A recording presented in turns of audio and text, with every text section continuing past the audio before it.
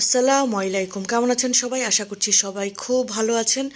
নতুন আরেকটি ব্লগ নিয়ে চলে আসলাম। যথারীতি সাবাহাতের দাদুমণি চলে আসলো দুপুরে করে।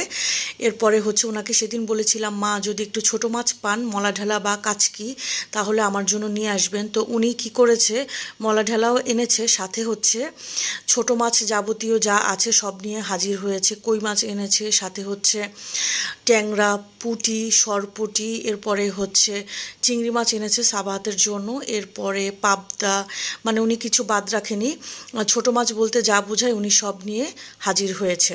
তো এরপরে সাবাহাতটা বলছিল কয়দিন থেকে তার অনেক ঠান্ডা লেগেছে, স্যুপ খেতে চাচ্ছিল। তাই ভাবলাম যে উনিও যেহেতু এসেছে, বাইরেও হব আমরা, তাহলে ওনার সাথেই বের হওয়া যাক। তো উনি আবার একটু বাইরে ঘোরাফেরা করতে আমার শাশুড়ি মা খুব পছন্দ করে, খুব এনজয় করে। তো এরপরে সাবাহাত বাচ্চাটাকে নিয়ে আমরা গেলাম। এরপরে রেস্টুরেন্টে এসে ওয়েট করছি। তো আমার জন্য আর আমার শাশুড়ি মায়ের জন্য কলিজা সিঙ্গারা অর্ডার করলাম, আর চা অর্ডার করলাম। আর দুষ্টু বাচ্চাটার জন্য থাই স্যুপ দিলাম। তো কলিজা সিঙ্গারাটা এত বেশি মজা, একদম যখন কলিজা ভরপুর থাকে, কলিজাটা যখন মুখে পড়ে খেতে কিন্তু খুব মজা লাগে, একদম কলিজা দিয়ে ভরপুর থাকে। আমি খুব কমই দেখেছি এত বেশি কলিজা থাকে সিঙ্গারার মধ্যে। তো যাই হোক, সাবাহাতের স্যুপটা চলে আসলো। আমি ভাবলাম যে সাবাহাতের স্যুপটা হয়তো বেশি একটা ভালো হবে না, কিন্তু দেখলাম যে আলহামদুলিল্লাহ ভালোই ছিল। অনেক বেশি চিকেন প্রন দেয়া ছিল। আর সাবাহাতও খেয়ে বলল যে ওর কাছে খুব ভালো লেগেছে। তো বললাম যে তুমি তাহলে সবটুকু ফিনিশ করবে। তো যাই হোক, শেষমেশ সে ফিনিশ করতে চাচ্ছিল না, অল্প সামান্য রয়ে গিয়েছিল। তো আমি আবার তাকে ফিনিশ করানোর জন্য হেল্প করছিলাম। এরপর আমাদের চাটা চলে আসলো।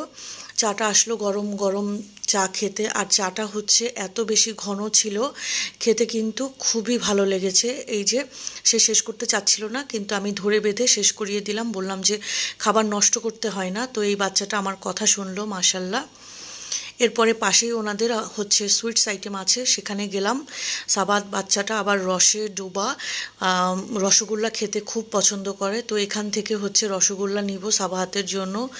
যেহেতু কয়দিন থেকে ঠান্ডায় বাচ্চাটা খুব বেশি কিছু খেতে পারে না, হালকা পাতলা এইসব খাবার দিয়েই সে কোনো রকমে চালিয়ে দিচ্ছে। একটু মিষ্টিও সে খুব পছন্দ করে, একটু যদি একটা দুইটা খায় তাহলে পেটটা ভরা থাকবে। তারপরে এই একটা নিয়েছে এখান থেকে। এগুলো আমরা ছোটোবেলায় খেতাম, চকলেট বা টফি হিসেবে বিক্রি করতো, মিষ্টির দোকানেই তো পাওয়া যায়। তো এখান থেকে সে একটা নিল। আমি বললাম যখন যে একটা দুইটা আরেকটু নাও, সে বলল যে যদি আমি না খাই তাহলে তো ফেলানো যাবে। কিন্তু এখানে ডাব নেওয়ার পরে আমি ফার্মেসি থেকে ওষুধ নিচ্ছি, এখানে এসে সে এইটা খেয়ে, এই চকলেটসটা খেয়ে আমাকে বলছে, মাম্মা আমার তো আরও ভালো লেগেছে, চলো আমাকে আবার নিয়ে দাও, আবার ওখানে চলো, ওখান থেকে আমি নিয়ে আসবো।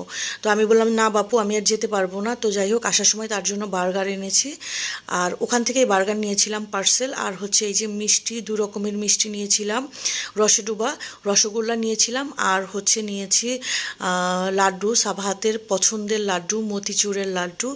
দেখা যাক এখন সাবাহাত খায় কি না, আল্লাহই জানে। আর যাই হোক, সাবাহাতের দাদুমণি তার জন্য ট্রিট হিসেবে নিয়েছে চাইনিজ ফুড। তো এখানে প্যাকেজটা তো এর আগে আপনারা একটা ভিডিওতে দেখেছেনই। এটা ছিল, এখানে 3টে আইটেম থাকে আর রাইস থাকে। তো সাবাহাত বাচ্চাটা এটা বাসায় এনেই বলছে আমার ক্ষুধা লেগেছে। আসলে ক্ষুধা টুধা কিছুই না। তো যাই হোক, আমাকে কালকে প্লেটে এটা আমাকে নিতেই দিচ্ছিল না, আমাকে বলছিল মাম্মাম প্লেট লাগবে না, আমাকে এভাবেই দাও। তো আজকের ভিডিও কেমন লাগলো? আল্লাহ হাফেজ।